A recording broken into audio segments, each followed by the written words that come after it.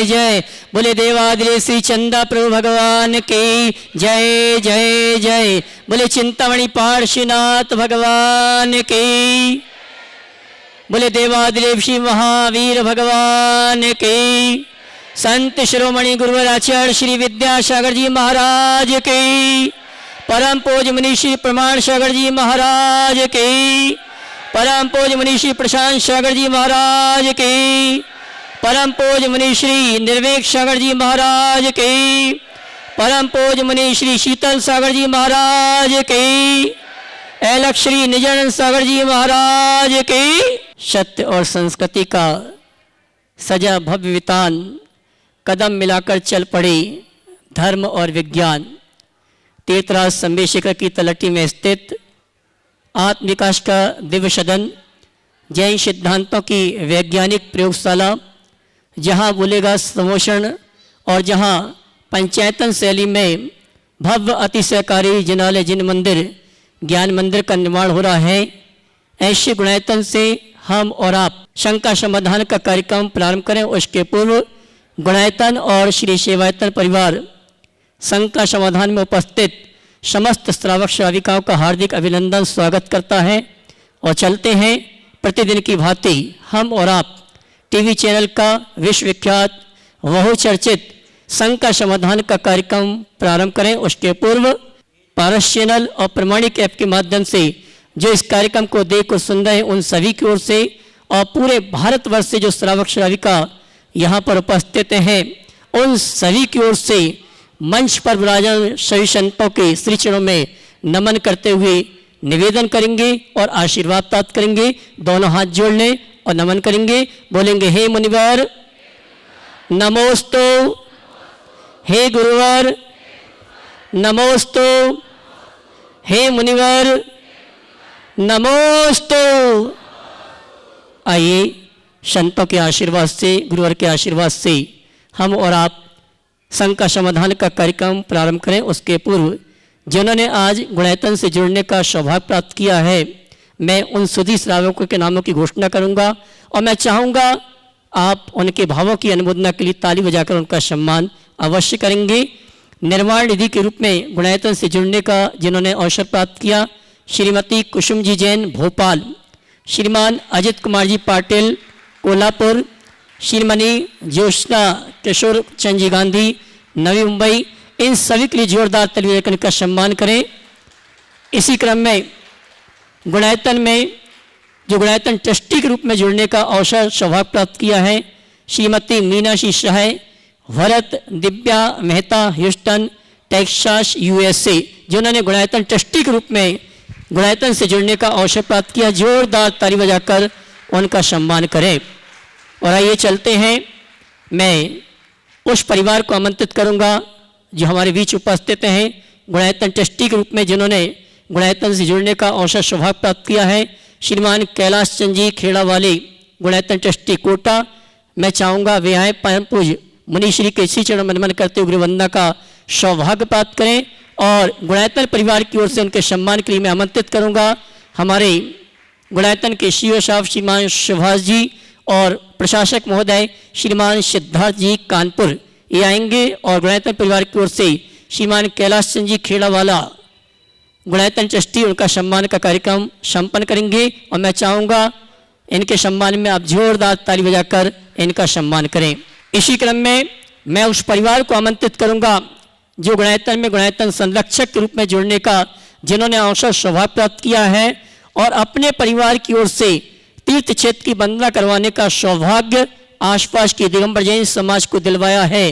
रामगंज मंडी निवासी श्रीमान सुरेश जी, रेखा जी, सिद्धार्थ जी, पूजा जी, गुणायतन संरक्षक, जिन्होंने 180 यात्रियों को तीर्थराज संवेशिकर की वंदना कराने का अवसर सौभाग्य दिलाया है। मैं सम्मान सहित आमंत्रित करूंगा श्रीमान सुरेश जी, रेखा जी, उनके बेटे और बहू, इन सभी को आमंत्रित करूंगा वे आए परम पूज्य मुनिवर के श्री चरण नमन करते गुरु वंदना का सौभाग्य प्राप्त करेंगे।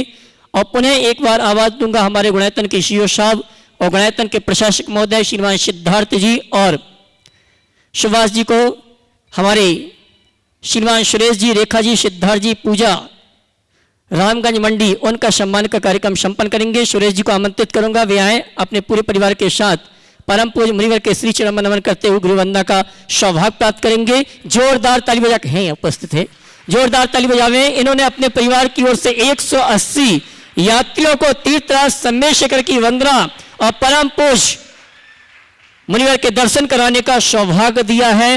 तालियां तो बजाइए इस परिवार के लिए। और श्रीमती रेखा जी और श्रीमती पूजा जी, उनके सम्मान के लिए मैं आमंत्रित करूंगा। श्रीमती पूनम जी वे आए और श्रीमती शोभा जी काशलीवाल, ये दोनों आएंगी। हमारे सम्माननीय रामगंज मंडी परिवार के जो श्राविका हैं श्रीमती रेखा जी, पूजा जी और इसी क्रम में प्रीति प्राची, ये भी यहाँ पर आ जावे। परम पूज्य मुनिवर के श्री चरण में नमन करते हुए गुरु वंदना का सौभाग्य प्राप्त करेंगे। आइए श्रीमान सुरेश जी, रेखा जी, सिद्धार्थ जी, पूजा जी, रामगंज मंडी गुणायतन संरक्षक, इनके सम्मान का कार्यक्रम चल रहा है, जिन्होंने 180 यात्रियों को तीर्थराज सम्मेशेखर की वंदना कराने का सौभाग्य दिलाया है। और आइए चलते हैं हम और आप परम पूज्य मंच पर विराजित संतों के आशीर्वाद से, मुनिवर के आशीर्वाद से टीवी चैनल का विश्वविख्यात बहुचर्चित शंका समाधान का कार्यक्रम प्रारंभ करें। और सर्वप्रथम शंका लेके आ रहे हैं हमारे गुणायतन संरक्षक। आइए प्रथम प्रश्न के लिए मैं आमंत्रित करूंगा।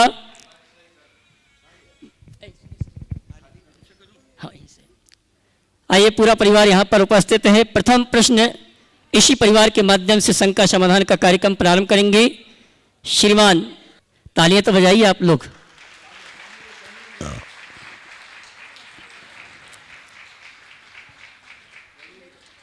और आइए चलते हैं शंका समाधान का कार्यक्रम हम और आप प्रारंभ करें। प्रथम प्रश्न के लिए श्रीमती रेखा जैन बगुलिया अशोक नगर, उसके बाद तैयार रहेंगी श्रीमती किरण जी भारेल नागपुर। श्रीमती रेखा जैन बगुलिया अशोक नगर, उसके बाद तैयार रहेंगी श्रीमती किरण जी भारेल नागपुर। श्रीमती किरण जी भारेल नागपुर पहला प्रश्न, उसके बाद श्रीमान तेजमल जी वोराव राजस्थान। सभी मुनि राजों के चरणों में नमोस्तु। एक स्वामी महाराज जी, सभी को सादर जय जिनेन्द्र। महाराज जी, मेरा प्रश्न है कि चक्रवर्ती की जब 96,000 रानियाँ होती हैं, 32,000 होती हैं अपनी आर्य खंड की, 32 विद्याधरों की, और 32,000 होती हैं अपनी ये मलेच्छ खंड की, तो एक ही जगह मतलब यानी कन्याओं से क्यों नहीं शादी कर लेते हैं, अलग अलग खंड? समझ में नहीं है। हाँ, सुन लिया। आपके प्रश्न का आशय ये है 96,000 कहीं एक ही जगह की ले आते, 3 जगह की क्यों ला? अच्छा रहता। बिल्कुल ठीक है, ऐसा कर सकते। लेकिन देखो, चक्रवर्ती महापुरुष है, महापुरुषों का कई प्रकार का नियोग होता है, उनके निमित्त से कईयों का उद्धार भी होता है। चक्रवर्ती के पुण्य वैभव के आगे 6 खंड के सभी लोग समर्पित होते हैं, तो म्लेच्छ राजागण भी उनसे प्रभावित होते हैं, तो वहाँ की कन्याएं वहाँ आती है, और आती तो इस बहाने उनका उद्धार हो जाता है। इसलिए सबके उद्धार की संभावना को देखते हुए ये संयोग ऐसा बनता हो, हम ऐसा कह सकते हैं। अब ये कारण क्या है कि 32 ही क्यों होते हैं, इसका कोई उत्तर देखने को नहीं मिला, लेकिन इसे एक नियोग के रूप में स्वीकार करना ही यथोचित लगता है। तैयारेंगे श्रीमान राजेश जी, मनोज जी, इंदौर। पूरे यात्री संघ की ओर से गुरुदेव को, सत्संग गुरुदेव को नमोस्तु नमोस्तु नमोस्तु। गुरुवर समता की खान है, गुरुवर समता की शान है। सुरेश और सिद्धार्थ ने रेखा बड़ी बनाकर, प्रीति से प्रिंसी बनाकर पूजा का पाठ पढ़ाया है और संग साथ में लाया है। इन्होंने पुण्य कमाया है, गुरुवर हमारा भाग्य जगाया है और गुरुदेव के दरबार में आकर दर्शन और आहार कराया है। गुरुवर इस भौतिक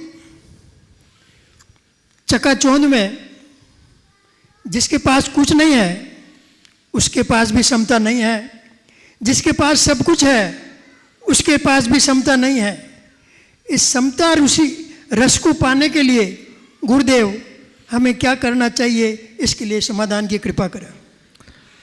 समता रस को पान करने के लिए हमें क्या करना चाहिए? ये कुछ की चाह छोड़ देनी चाहिए।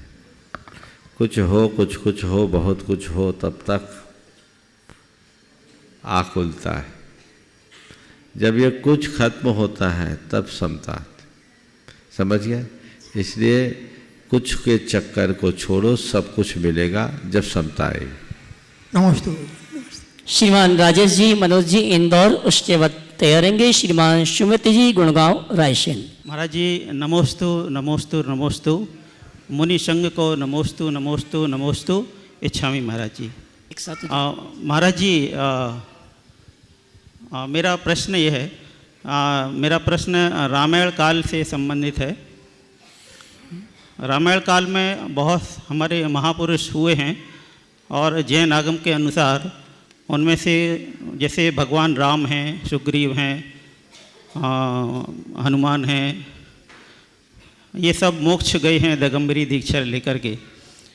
लेकिन जैसा कि देखने में आया है कि इन सब की मूर्ति प्रतिष्ठित करके जैन मंदिरों में नहीं मिलती हैं, लगभग ना के बराबर ही हैं ही नहीं।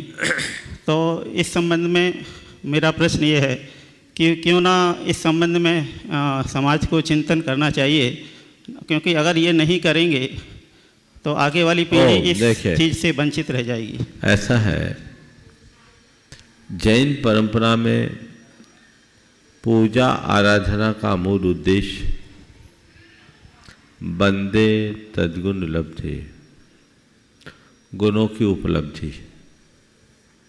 हमारे यहाँ व्यक्ति की पूजा नहीं है, गुणों की पूजा है। इसलिए हम गुणों की पूजा करते हैं। हमारा मूल महामंत्र नमोकार है, उसमें अरहंत सिद्ध आचार्य उपाध्याय और साधु को नमन है, जो एक व्यक्ति नहीं, हमारी चेतना की अवस्थाएं। जैन धर्म में इस दृष्टि से हमारे मूल आराध्य के रूप में 24 तीर्थंकरों को मान्य किया गया और 24 तीर्थंकर भी समय समय पर हुए। हमारी पूरी परंपरा इन्हीं 24 तीर्थंकरों के साथ बंधी रही और इन तीर्थंकरों की आराधना में उन सब की आराधना समाहित हो जाती है जिन्होंने अपने भीतर जिनत्व को प्रकट किया। हम कोई भी नाम दें, जब तीर्थंकर की बात आती है तो सब हो जाते हैं। अनंत आत्माओं ने मोक्ष पाया। महापुरुषों की दृष्टि से देखा जाए तो अनेक महापुरुषों ने भी मोक्ष को प्राप्त किया है, पर वो सब चीज़ें हमारे लिए बहुत महत्वपूर्ण नहीं है। हमारे लिए महत्वपूर्ण है कि हमें मोक्ष का मार्ग मिले और हम उस मार्ग में आगे बढ़ें। ऐसे हम करें तो किन किन की आराधना करें। इसलिए जैन परंपरा में हमारे 24 तीर्थंकरों की ही आराधना की प्रमुखता रही और यही वजह है कि आज भी जैन परंपरा बंधी रही। अन्यथा जैनों की दशा वो हो जाती जो बहुदेवतावाद के कारण अन्य परंपराओं की हुई। इसलिए हम कोई भी नाम लें, दीप को नहीं ज्योति को देखें। दिया अलग होगा, ज्योति एक है। चाहे हम भगवान महावीर की बात करें, चाहे भगवान ऋषभदेव की बात करें, चाहे हम श्री राम जैसे किसी महान आत्मा मोक्षगामी सत्पुरुष की बात करें, वे सब एक ही ज्योति है और हमें उसी ज्योति का अभिनंदन करना चाहिए। महाराज जी आने वाली पीढ़ी तो फिर आने वाली पीढ़ी इन्हीं में उनको सब देखेगी। समझ गए? चलिए श्रीमान नमोस्तु सुमित जी। नमोस्तु त्रियोग पूर्वक सुमित नाम है। नमोस्तु नमोस्तु। सुमित नाम है तो मैं राजेश जैन इंदौर से। जिनको बुलाया पहले उनको दीजिए। श्रीमान सुमित जी गुड़गांव रायसेन, उसके बाद तैयारेंगे श्रीमान देव कुमार जी, ममता रानी जी, शास्त्री परिवार कटनी। नमोस्तु महाराज जी, नमोस्तु। नमोस्तु महाराज जी मेरे प्रश्न ये है कि मेरा 2.5 साल का ये बच्चा है, तीसरी बार शिखर जी वंदना के लिए आया है और इसने 150 से अधिक तीर्थों की वंदना कर ली है और पिछले वर्ष ही गिरनार जी, गोमटेश्वर, शिखर जी तीनों किए हैं। तो हम सब लोग बोलते हैं कि बच्चा पुण्यशाली है, तो इसके पुण्य से हम लोग वंदना कर रहे हैं या हमारे पुण्य से ये वंदना कर रहे हैं? कोई के पुण्य से कोई कर रहा है, वंदना हो रही है, इसका आनंद लो, इस गणित में क्यों लग रहे हो। पर ये पुण्य तो है निश्चित, उस बच्चे का भी पुण्य है कि उसे ऐसे संयोग मिले और ऐसे माँ बाप मिले जिसके कारण वह सारी वंदनाएं संपन्न कर रहा है। यदि ऐसा नहीं होता तो नहीं कर पाते। तो बच्चे के पुण्य से आपका भाव हो रहा है, ऐसा भी जोड़ने में कोई बाधा नहीं। चलिए ओम। श्रीमान देव कुमार जी, ममता रानी जी, शास्त्री परिवार कटनी, उसके बाद तैयार रहेंगी श्रीमती मनोरमा जी, रामगंज मंडी। गुरुदेव के चरणों में शास्त्री परिवार का नमोस्तु। मेरी शंका है कि समाधि मरण करने के लिए ज्ञान सबसे ज़्यादा महत्वपूर्ण होता है या चारित्र की महत्ता होती है। गुरुवर, मेरी दुविधा है कि मेरे सामने कई विद्वानों की समाधि सही ढंग से नहीं हो पाई, कृपया मार्गदर्शन करें। बहुत अच्छा सवाल आपने किया है। समाधि धारण करने में ज्ञान की महत्ता अधिक होती है या चारित्र की? आपने बिल्कुल सही कहा है कि बहुत सारे विद्वानों की उत्तम समाधि नहीं हो पाई। अनुभव यही बताता है कि समाधि में ज्ञानी की अपेक्षा सरल परिणामी की जल्दी उद्धार होता है। ज़्यादातर जो ज्ञानी होते हैं उन्हें अपने ज्ञान का अभिमान हो जाता है, लेकिन जो त्यागी होते हैं, वैरागी होते हैं, उनके परिणाम अपेक्षाकृत निर्मल देखने को मिलते हैं। इसलिए हमें ज्ञान की चिंता करने की जगह भेद विज्ञान को पुष्ट करते हुए अपने लक्ष्य को प्रमुखता देना चाहिए। जहाँ तक विद्वानों के द्वारा समाधि की बात है, जिन विद्वानों ने केवल ज्ञान पाया है, उन अपने साथ त्याग नहीं जोड़ा, उनके साथ वह सब कुछ घटा है जैसा आपने बोला। लेकिन जिन्होंने पूरे जीवन पर्यंत ज्ञान की आराधना के साथ चारित्र और चारित्र के आराधकों की आराधना की, उनका कल्याण हुआ। आपके पिताजी उसके एक अच्छे उदाहरण हैं, और उनकी कुंडलपुर में अच्छी समाधि हुई। और गुरु ज्ञान सागर जी महाराज इसके सर्वोत्कृष्ट उदाहरण है कि वो तो मुनि बन करके समाधि को प्राप्त किए। ज्ञान व्यर्थ नहीं है, लेकिन वैराग्य शून्य ज्ञान का कोई अर्थ नहीं। इसलिए हमें वैराग्य संपन्न होते हुए अपने जीवन का पथ प्रशस्त करना चाहिए और उस दिशा में आगे बढ़ने के लिए सतत उत्साहित रहना चाहिए। नमोस्तु। श्रीमती मनोरमा जी, रामगंज मंडी, उसके बाद तैयार रहेंगी बहन दीक्षा दीदी कोतमा। नमोस्तु महाराज जी, नमोस्तु नमोस्तु। महाराज जी, मेरा प्रश्न है कि जैन धर्म के अनुसार मित्र की परिभाषा क्या है? जैन धर्म के अनुसार मित्र की परिभाषा क्या है? मित्र कौन है? एक अच्छा मित्र किसे कहे? जो हमें अहित से बचाए, जो हमें हित में लगाए, जो हमारे अच्छी बातों में साथ दे और जो बुरी बातों में हमारा हाथ पकड़ ले, उसे एक अच्छे मित्र के रूप में देखा जा सकता है। नमोस्तु महाराज जी, नमोस्तु नमोस्तु। बहन दीक्षा दीदी कोतमा सभी बहनों के साथ, उसके बाद तैयार रहेंगे गुणायतन संरक्षक श्रीमान सुरेश जी, रेखा जी, रामगंज मंडी। सभी महाराज के चरणों में बारंबार नमोस्तु नमोस्तु नमोस्तु। एलक महाराज जी को एक शामी एक शामी एक शामी। महाराज जी, मेरा प्रश्न यह है कि अपनी वस्तु का त्याग करना दान कहलाता है। हम लोग चौके पर जाते हैं और चौके वालों की वस्तु का दान देकर आ जाते हैं, तो वह दान कहलाएगा? कृतकारिता अनुमोदन होता है। अगर चौके वाले की सम्मति से आप दान देते हैं तो आपको उसका लाभ मिलेगा, लेकिन अपना ही देना सबसे उत्तम है। पर अब इस उत्तर के बाद थोड़ी दुविधा खड़ी हो जाएगी। अगर ये कहा जाए कि अपना ही देना, तो अपना ही देना तो फिर जो आएंगे सब अपना आइटम लेके खड़े हो जाएंगे, तो पता लगा आपके आइटमों में इतना झगड़ा हो जाएगा कि साधु कुछ नहीं ले पाए। तो भावना उत्तम रखिए और परिस्थिति के अनुरूप अपना कार्य कीजिए। कृतकालिक अनुमोदन बराबर होता है। नमोस्तु महाराज। गुणायतन संरक्षक श्रीमान सुरेश जी, रेखा जी, रामगंज मंडी, उसके बाद तैयार रहेंगे उनके बेटे बेटा बहू श्रीमान सिद्धार्थ जी पूजा जी। बहुसागर के बीच बंवर में, बहुसागर के बीच बंवर में फंसी हुई है मेरी नाव, पाप रूप पानी से भरकर डूब रही है पूरी नाव, पाप रूप पानी से भरकर डूब रही है पूरी नाव। संयम रूपी डोर बांध कर, संयम रूपी डोर बांध कर जिसने खींचा अपनी ओर, ऐसे गुरु विद्या नाविक को मेरा बंधन नित कर जोड़, ऐसे गुरु विद्या नाविक को मेरा बंधन नित कर जोड़। महाराज जी संत शिरोमणि आचार्य गुरुवर विद्यासागर जी महाराज को ये नाविक कहकर क्यों पुकारते हैं? अरे भगवान को भी नाविक कहा जाता है। नाविक का मतलब क्या है? नाविक कोई छोटा कर्म नहीं है, जो हमें इस पार से उस पार पहुंचाए उसका नाम नाविक है।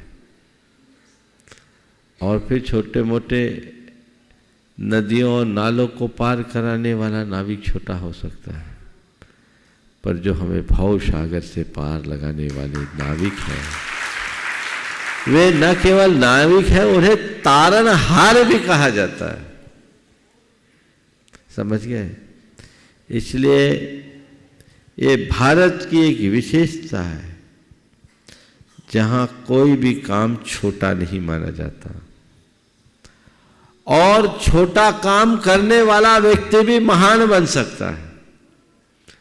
कदाचित नदी नाले पार करने वाले नाविक को उतना महत्व न मिले, लेकिन भव सागर से पार उतरने के लिए तो नाविक चाहिए ही। हालांकि जिन्हें नदी नाला पार करना है, उन्हें इस बात का अच्छा एहसास होता है कि नाविक का मूल्य क्या होता है। फिर जिस नदी में भयंकर भंवरें उत्पन्न हो रही हो, वहाँ तो ऐसे वैसे नाविक से भी काम नहीं चलता, कुशल नाविक चाहिए। और ये तो भव सागर है, इस भव सागर में तो सुनामी भी उठ सकती है। उस उफनते हुए सागर में भी जो हमारी इस नाव को कुशलता पूर्वक पार लगा दे, उससे बड़ा तारनहार कौन हो सकता है? और वह सद्गुरु ही हो सकता है। जो गुरुदेव के संदर्भ में बात कही गई 100% सही है, पर दुर्भाग्य तो उनका है जो नाविक और नाव का सानिध्य होने के बाद भी उस पर सवार होने में संकोच कर रहे हैं। नाव खड़ी है, नाविक तैयार है, जगह भी खाली है, पर पता नहीं कौन से मुहूर्त का इंतजार है। सवार हो जाओ और इस पार से उस पार की ओर बढ़ जाओ, जिससे जीवन का उद्धार हो सके। श्रीमान सिद्धार्थ जी पूजा जी रामगंज मंडी, उसके बाद तैयार रहेंगे श्रीमती रानी जैन अशोक नगर। ओ नहीं है, हाँ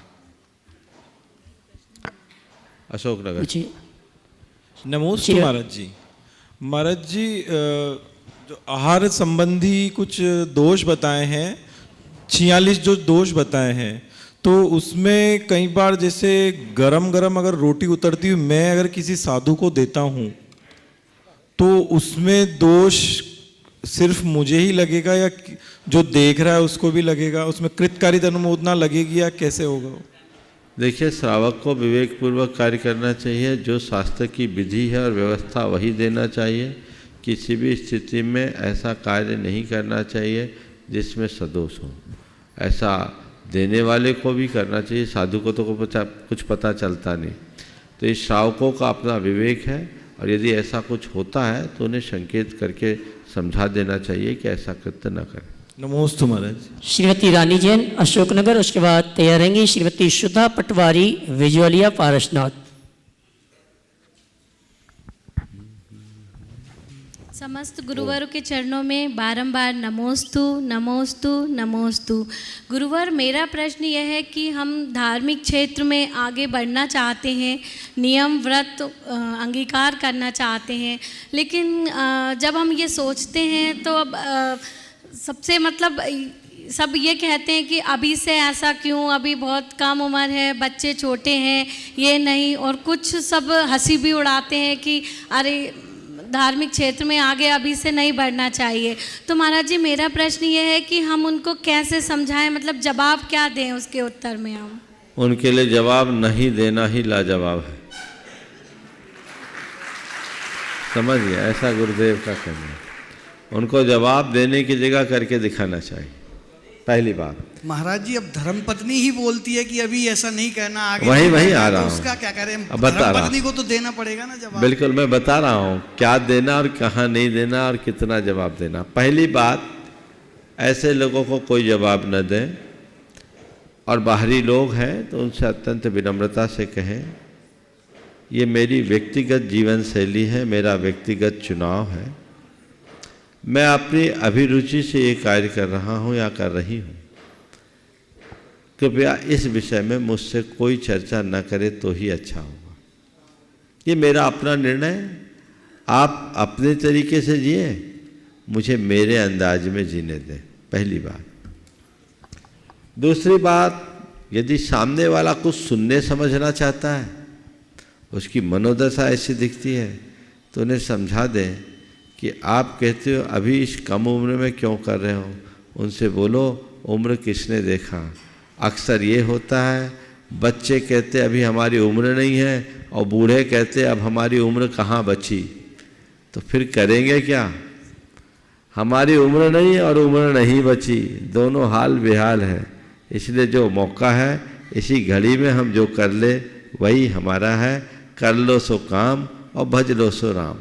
अब जो आपने सवाल किया कि घरवाली ही ऐसा कहे तो क्या करें, तो मैं तो एक ही बात कहता हूँ, इस मामले में चाहे स्त्री हो या पुरुष, अपने बात पर दृढ़ रहो, विनम्र रहो, और सामने वाली की बात को सुन करके अनसुना कर दो तो खैरियत है।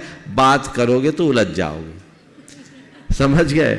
नहीं बोलने में ही सार है, इसलिए जवाब नहीं देना ही लाजवाब है। समझ गए? नमोस्तु महाराज जी। और आइए श्रीमती सुधा जी पटवारी विजौलिया अपनी शंका का समाधान प्राप्त करें। उसके पूर्व मैं सम्मान सहित आमंत्रित करूंगा जिन्होंने गुणायतन में गुणायतन ट्रस्टी के रूप में जुड़ने का सौभाग्य प्राप्त किया है, ह्यूस्टन टेक्सास USA निवासी श्रीमती मीनाक्षी शाह भरत दिव्या मेहता परिवार हमारे बीच उपस्थित हैं। मैं सम्मान से आमंत्रित करूंगा। वे आएंगे और परम पूज मुनि संघ के श्री चरण नमन करते हुए गुरुवंदना का सौभाग्य प्राप्त करेंगे, और उनके सम्मान के लिए मैं आमंत्रित करूंगा हमारे गुणायतन के प्रशासक श्रीमान सिद्धार्थ जी कानपुर, और साथ में रामगंज मंड निवासी गुणायतन संरक्षक श्रीमान सुरेश जी ये आएंगे और हमारे सम्मानीय पुण्याजक परिवार का सम्मान का कार्यक्रम संपन्न करेंगे। और श्रावी का सम्मान के लिए एक बार पुनः आवाज़ दूंगा श्रीमती, आइए श्रीपद चढ़ा के गुरुवंदना का सौभाग्य प्राप्त करेंगे, और हमारे गुणायतन परिवार की ओर से गुणायतन के प्रशासक श्रीमान सिद्धार्थ जी और गुणायतन के संरक्षक श्रीमान सुरेश जी सम्मान का कार्यक्रम संपन्न करेंगे। और आप जोरदार ताली बजाकर उनके भावों की अनुमोदना करें। ताली बजाइए, बहुत अच्छी।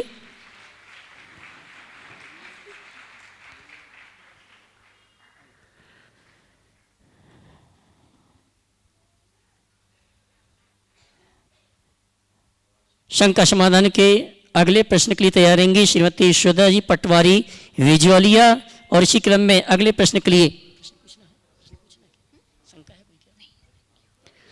हाँ जी अगले प्रश्न के लिए तैयार रहेंगे पंसारी परिवार से जिन्होंने यहाँ पर विधान करने का अवसर प्राप्त किया है, भोपाल अशोक नगर निवासी श्रीमान राजीव कुमार जी वारिल। हाँ जी सुधा जी। पूज्य गुरुवर के चरणों में पूरे पटवारी परिवार की ओर से कोटि कोटि नमन। महाराज जी, जो आत्मा को कसे उसे कषाय कहते हैं।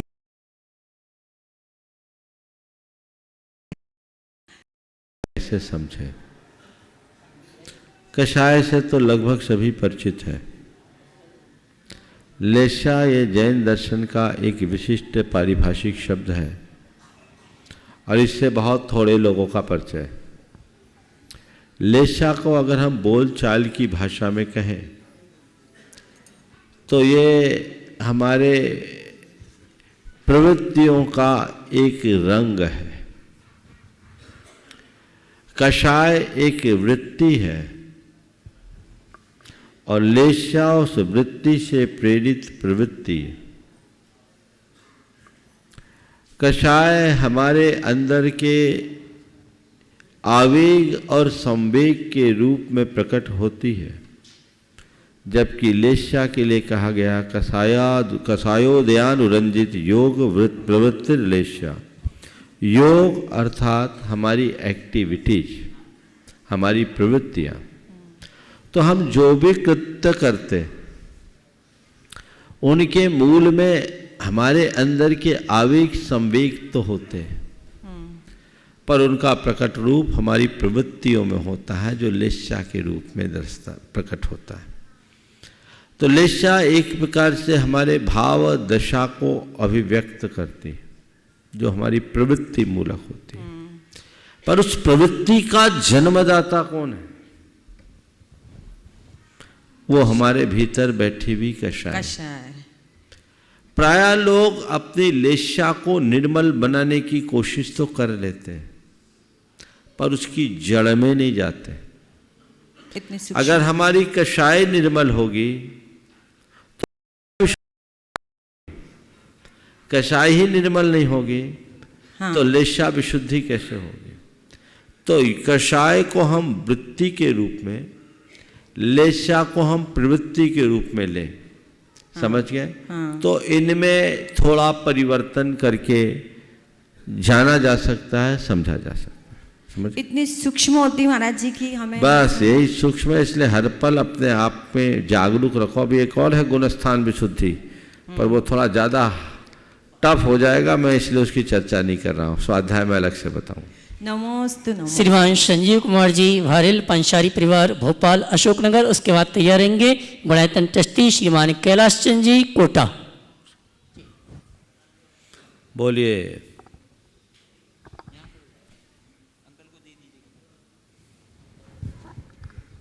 महाराज श्री नमोस्तु नमोस्तु नमोस्तु। अशोकनगर और भोपाल जन समाज की ओर से आपको बारंबार नमो नमन। महाराज श्री, मेरा एक निवेदन है, पूछना चाहता हूँ कि भरत भगवान चक्रवर्ती और तीर्थंकर हो गए, परंतु बाहुबली भगवान तपस्या करते हुए भी है ना तीर्थंकर कैसे नहीं हो पाए? पहला क्वेश्चन मेरा ये है। दूसरा क्वेश्चन ये है महाराज जी, आजकल बच्चे है ना पढ़ाई में इतने तनाव में रहते हैं कि परिणाम तक नहीं पहुंच पाते, और बाद में है ना पढ़ाई नहीं कर पाते तो या तो छोड़ देते हैं या फिर आत्महत्या कर लेते हैं। तो इसके में समझ मिला कि बीच में छोड़ना में भलाई है, या उनको किस तरह से समझाया जाए कि नहीं बेटा ये इस प्रकार से उसका परिणाम निकलने। देखिए, पहले तो आपसे कहूँगा थोड़ा सा शास्त्रों को ठीक रीति से पढ़िए और कुछ अच्छी जानकारी जैन परंपरा के प्रति जगाइए, ताकि कोई भी ऐसी दुविधा ना हो तो अच्छा होगा। आपने कहा भरत भगवान चक्रवर्ती होने के साथ साथ तीर्थंकर हो गए। बाहुबली कामदेव तो हुए पर तीर्थंकर नहीं बन पाए। थोड़ी अपनी धारणा को बदल दें। भरत चक्रवर्ती ही थे, और वो चक्रवर्ती मुनि बने और केवल ज्ञान पाकर मोक्ष गए। बाहुबली कामदेव थे, कामदेव होने के बाद उन्होंने सर्वस्व का त्याग किया। 1 वर्ष की कठोर तपस्या के बाद उन्हें केवल ज्ञान हुआ और वे भी मोक्ष गए। ये चक्रवर्ती ही थे, कामदेव ही थे, ये तीर्थंकर नहीं थे। तीर्थंकर तो भगवान ऋषभदेव थे। और ये बात गांठ में बांध लीजिए, प्रत्येक काल चक्र में तीर्थंकर कुल 24 ही होते हैं। कितने होते हैं? तो कहाँ दिमाग लगा लिए? 25वां कितना खतरनाक है आपको पता नहीं? ये कहाँ से आ गया? इसलिए उधर तो ध्यान ही नहीं जाना चाहिए। मुझे उम्मीद है धारणा आप सुधार लेंगे। अब जो आपने बच्चों से संदर्भित सवाल किया है कि बच्चों के ऊपर पढ़ाई का प्रेशर कितना उचित, मैं कहता हूँ बिल्कुल अनुचित है। और वर्तमान की ये जो शिक्षा नीति है ये बहुत ही गंभीर स्तर पर विचारणीय है। कल अभी महाराज श्री ने मुझे बताया कि जापान में 5 साल के पहले बच्चों को स्कूल नहीं भेजा जाता, घर में उसको खिलने और खेलने का मौका दिया जाता है। आजकल तो बच्चा बोलना शुरू नहीं करता, उसके पीठ पर बैग का बोझ आ जाता है। शुरू से एक प्रतियोगिता की मानसिकता और लक्ष्य, इसके पीछे एक ही मकसद है कि एक अदद नौकरी उसको मिल जाए। तो वो जो दबाव है, वो दबाव बच्चों को इस तरीके से हैरान परेशान कर देते। तो मैं इस संदर्भ में कहूँगा कि माँ बाप को चाहिए बच्चों को पढ़ने के लिए प्रोत्साहित करे, पर उनके मस्तिष्क में अतिरिक्त दबाव न रखे और उनसे इस तरह की अपेक्षाएं भी न रखे। अभी आज 2018 में, आज कोटा के लोग काफ़ी हैं यहाँ, एक पत्र प्रकाशित हुआ था कोटा के किसी इंस्टीट्यूट में आईआईटी की तैयारी कर रही छात्रा का। हाँ, कृति त्रिपाठी, वो उसका सुसाइड नोट, और उसमें लिखा कि कोई माँ बाप मेरे जैसा कृत्य न करे। मुझे पढ़ने के लिए जो भेजा गया मैं वह नहीं कर पाई, इस वजह से मैं ये आत्महत्या जैसा कुकृत्य कर रही हूँ।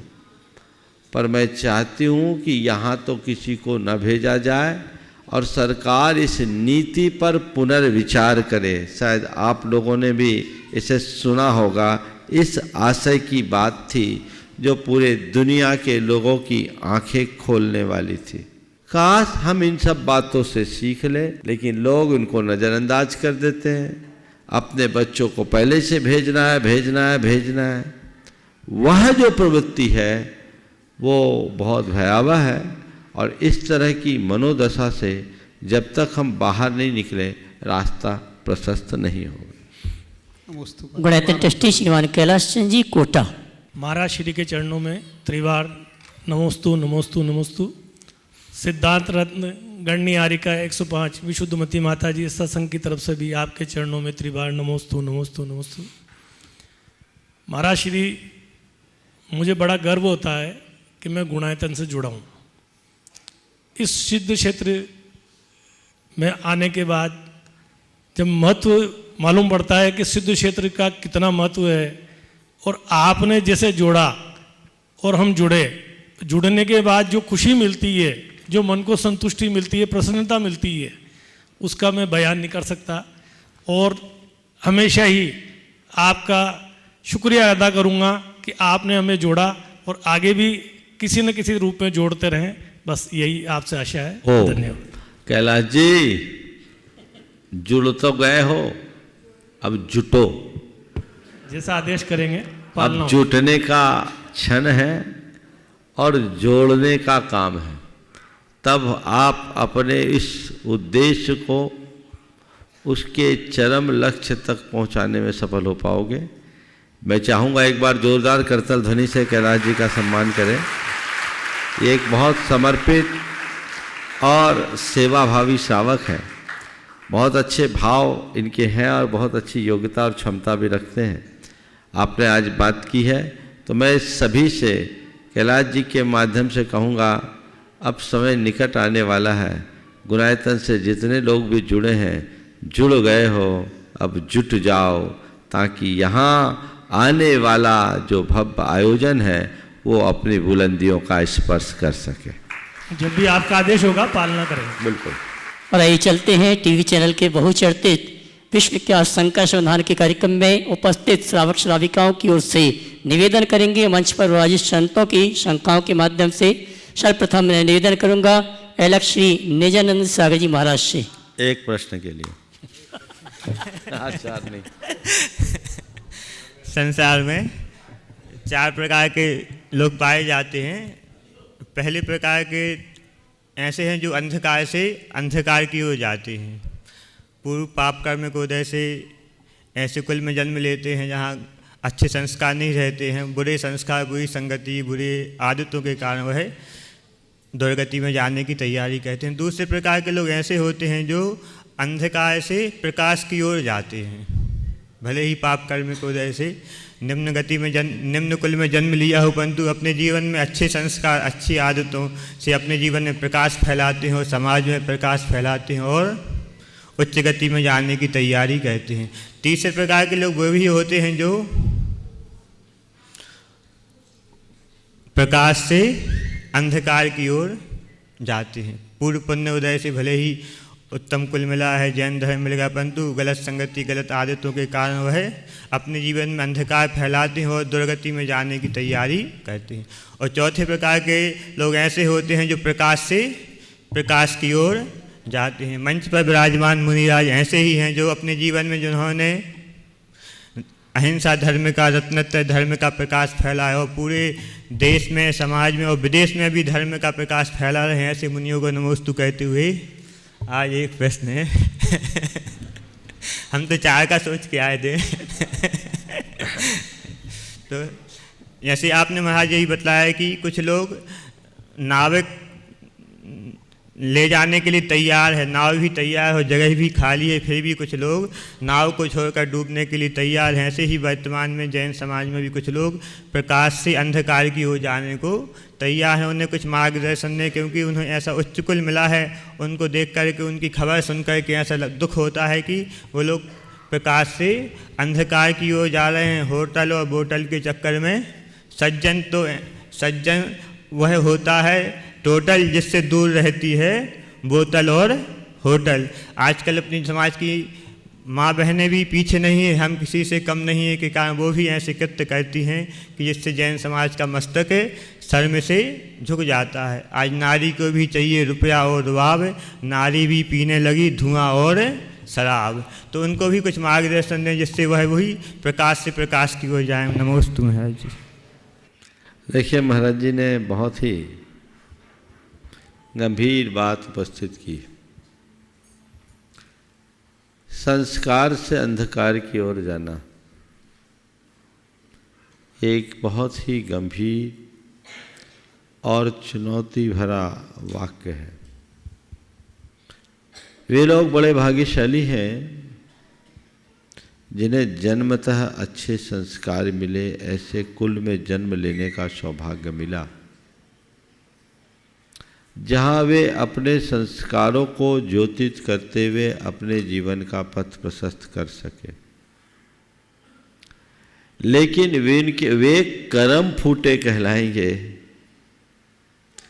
जिन्हें सारे अच्छे अवसर मिले पर वे उसका सदुपयोग नहीं कर सके। हमें चाहिए कि हम अपने संस्कारों को सुरक्षित रखें।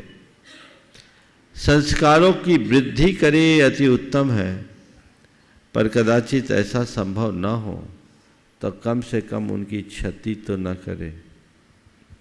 अपने मौज शौक के नाम पर अगर इस तरह का कोई कृत्य किया जाता है तो इससे अधिक घृणास्पद और लज्जास्पद कृत्य और कोई नहीं होगा। पर विडंबना है कि आधुनिकता के नाम पर आज वह सब कुछ होने लगा है जो नहीं होना चाहिए। मैं तो एक ही बात जानता हूँ, मर्यादा में ही हमारी सुरक्षा है। जो मर्यादा का उल्लंघन करते उनका पतन होता है। सीता ने लक्ष्मण रेखा का उल्लंघन किया, हर ली गई।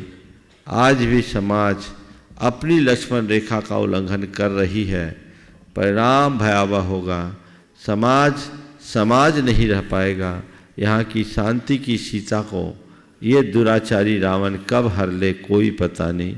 इसलिए अपनी सुरक्षा हमें चाहिए, तो हम ऐसे मौज शौक से बचें और उस तरह की प्रवृत्तियों से बाज आएं जो हमारे जीवन को भीतर से खोखला करती हैं और जिससे हमारा जीवन कलंकित होता है। इससे अपने आप को बचाएं।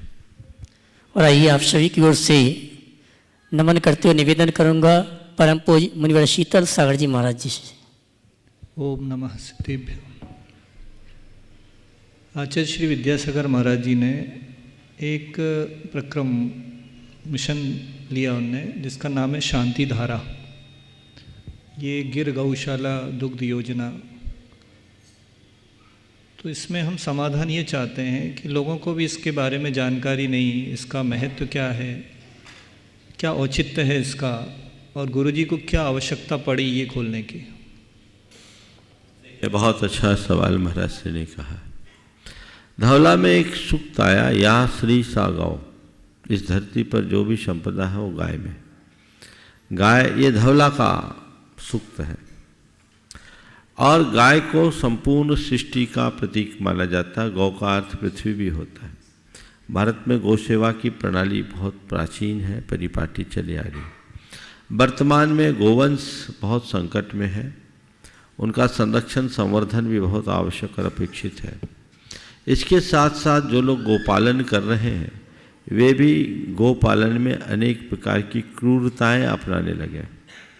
उनकी क्रूरता के कारण आज पंचगव्य कई जगह ऐसा हो गया है कि वो भोग के योग्य नहीं। गुरुदेव का ध्यान इस तरफ गया और उनको संरक्षण देकर हमारे अहिंसा धर्म की प्रणाली सुरक्षित रहे, ये भाव उन्होंने कभी व्यक्त किया और उनके उसी भाव को साकार करने के लिए एक उपक्रम उपस्थित हुआ जिसका नाम है शांति धारा। आज आप लोग दूध लेते हैं, घी लेते हैं और अन्य प्रकार के उत्पाद लेते हैं। बाज़ारों में जो घी दूध आता है वो जिस तरीके से उत्पादित किया जाता है उसमें अप्रत्यक्ष हिंसा है। प्रायः जानवरों के बच्चों को असमय में मार दिया जाता है, उनको इंजेक्शन लगाकर उनका दूध निचोड़ा जाता है जो बहुत कष्टकर होता है।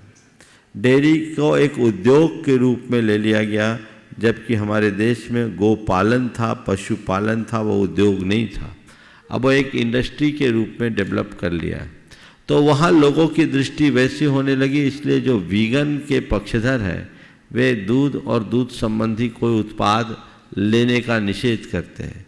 गुरुदेव का जब ध्यान इस तरफ केंद्रित किया गया तो ये कहा गया कि हमारे देश में गोपालन में गाय को एक प्राणी नहीं परिवार का अंग मान करके स्वीकारा गया और यही वजह है चूल्हे की पहली रोटी गाय के लिए सुरक्षित रखी गई। ये हमारे देश की परिपाटी थी। उसे सुरक्षित और संरक्षित किसी विधि से रखा जाए और लोगों को सुलभ तत्व कैसे उपलब्ध हो, ये भाव रखा। और उस समय जब घर में गाय होती थी तो एक थन बछड़े के लिए कम से कम, ऐसे तो 2 थन भी छोड़ते थे। तो आजकल लोगों के जीने का, रहन सहन का तरीका बदल गया, गोपालन अब बहुत कठिन हो गया। तो वो सोच कि शुद्ध दूध, शुद्ध घी लोगों को उपलब्ध हो ताकि वो स्वास्थ्यप्रद भी हो और ऐसा संरक्षण होना चाहिए। इसी उद्देश्य से गिर गौशाला जो शांति धारा के रूप में बीनावाड़ा जी में स्थापित हुई, आज संचालित है। उसके अनेक उत्पाद सारे देश में उपलब्ध है जो आपके लिए पूरी तरह स्वास्थ्यप्रद है। गिर गौशाला का जो घी है वो कोलेस्ट्रॉल भी नहीं बढ़ाता। आप जो बाजार का घी लेते हैं थोड़ा सस्ता मिलता है लेकिन बीमारी साथ में आती है। और गिर गाय का घी मेरे ख्याल से 2,000 रुपये के आसपास मिलता होगा, लेकिन फिर भी सस्ता है क्योंकि उसको लेने वाले को कोई कोलेस्ट्रॉल नहीं बढ़ेगा और वो पूरी तरह अहिंसक रीति से तैयार होता है। इसलिए ये प्रयोग सिद्ध बातों को ध्यान में रखते हुए, देसी गोवंश का संरक्षण करते हुए आप गोपालन में अपना सहयोग भी इस प्रकार से दे सकते हैं।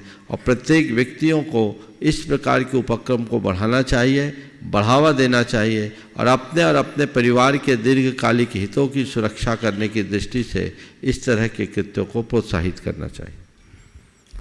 और साधु संतों के लिए भी मैं कहूँ, तुम तो अपने लिए 100 उपाय कर सकते हो, पर साधु संतों की सेवा भैया वृत्ति करना चाहो तो उन्हें वही आहार दो जो पूरी तरह शुद्ध हो, जो पूरी मर्यादा का हो, बिलोना का हो, तो आप उनको घी दो, और पूरी तरह शुद्ध दूध उपलब्ध हो तो दो, नहीं तो बिना दूध और बिना घी करके आप उन्हें रूखी रोटी खिला सकते हैं, वो साधु के लिए ज़्यादा अच्छा है। पर ऐसा खिलाओ जो उनके स्वास्थ्य के अनुकूल नहीं है, वो कतई उचित नहीं है। और आप सभी की ओर से नमन करते हुए निवेदन है परम पूज्य मुनिवर श्री निर्वेक सागर जी से। जब श्रावक धन का अर्जन करता है तो उसका धन के अर्जन का उद्देश्य क्या होना चाहिए? सो जो धर्म से जुड़े हुए श्रावक हैं वे ऐसी भावना रखते हैं कि हे प्रभु, हमारे पास इतनी सुख संपत्ति धन हो कि हम बहुत अच्छा मंदिर बना सकें, प्रतिष्ठा करा सकें, विधान करा सकें, साधु की सेवा कर सकें, और इस उद्देश्य को लेके वो धन का अर्जन करते हैं, और ये एक प्रकार से अच्छा भी माना जाता है। किंतु पूज्यपाद स्वामी ने स्टोपदेश में कहा है, त्यागाय श्रेयसे वित्तमवित्त संचिनोति यः स्वशरीरम सपंकेन स्नास्यामीति विलिम्पति। अर्थात जो धनवान नहीं है वह इस उद्देश्य को लेके धन कमाता है कि त्याग करना श्रेष्ठ है। सो उन्होंने कहा जैसे पैरों में कीचड़ लगा रहा है और कह रहा है मैं इसे धोऊंगा, तो वास्तव में इस श्लोक और वह दान की भावना दोनों में क्या विशेष अंतर है, क्या होना चाहिए, कुछ समझ में नहीं आ पाता। देखिए बहुत अच्छा सवाल महाराज जी ने किया है। देखिए, सबसे पहले गृहस्थों के धनोपार्जन के उद्देश्य को हमें समझना चाहिए। जीवन के निर्वाह के लिए जीविका है और जीविका के लिए धनोपार्जन की आवश्यकता है, और उसके लिए हमारे देश की संस्कृति रही है। इस दोहे में स्पष्ट हो जाता है, साईं इतना दीजिए जामे कुटुंब समाए, और मैं भी भूखा ना रहूं, साधु भी भूखा जाए, साधु भी ना भूखा जाए। ये इसमें पूरा आदर्श है। मुझे जितने अपने जीवन की आवश्यकताओं की पूर्ति के लिए अपेक्षित है उतना धन मेरे पास आए, और मैं अपनी ज़रूरतों का और ज़रूरतमंदों की पूर्ति कर सकूं, ये लक्ष्य होना चाहिए। अब रहा सवाल धन अर्जित करने के उपरांत अपने जीवन में और क्या अपेक्षा रखें। मंदिर आदि के निर्माण और अन्य परमार्थिक कार्यों में उत्साहित रहने की भावना भी एक सद्गृहस्थ के अंदर होनी ही चाहिए, क्योंकि धन कमाकर जीवन को धन्य बनाने का एक ही उपाय है, धन का सद्व्यय। जो धन को कमा कर रखते हैं वो यहीं छोड़ कर चले जाते हैं, लेकिन जो धन कमा कर अच्छे कार्य में लगाते हैं वो बहुत कुछ जोड़ कर जाते हैं। अपने जीवन में स्थायी निधि जोड़ते हैं जो जीवन को धन्य करता है। इसलिए धन कमाओ तो कमाओ मत, कमा कर बचाओ और बचा कर लगाओ। ये तो उनके लिए है जो कमा रहे। कमाया है तो लगाना सीखो, नहीं तो एक दिन गंवा दोगे, धन भी गंवाओगे, जीवन भी गंवाओगे, कोई अर्थ नहीं है। लेकिन जब हम उससे ऊपर की बात करते हैं तो दो बातें हैं, एक है दान और दूसरा है त्याग। दान से ऊंचा त्याग होता है। दान अंश का होता है, त्याग सर्वस्व का होता है। अगर तुम्हारे पास मौका आए तो तुम त्याग को वरीयता देना। तुम्हारा ध्यान त्याग पर प्रमुखता से होना चाहिए, दान पर नहीं, क्योंकि दानी की प्रशंसा होगी, त्यागी की पूजा होगी। त्याग करना तो एक झटके में त्याग कर दो ना। अरे भाई, अभी नहाना, इस भाव से पैर में कीचड़ लगाने की अपेक्षा कीचड़ में पैर डालो ही मत, ताकि नहाने की झंझट ही ना हो। इसलिए त्यागी को स्थान ऊंचा दिया गया है और उसे उसी संदर्भ में लिया गया है। इस प्रकार आज के सत्र को परम पूज्य गुरुदेव के चरणों में नमन अर्पित करते हुए यहीं पर विराम। बोलिए परम पूज्य आचार्य गुरुवर श्री विद्यासागर जी। जय जय जय। बोले परम पूज्य मुनि श्री प्रमाण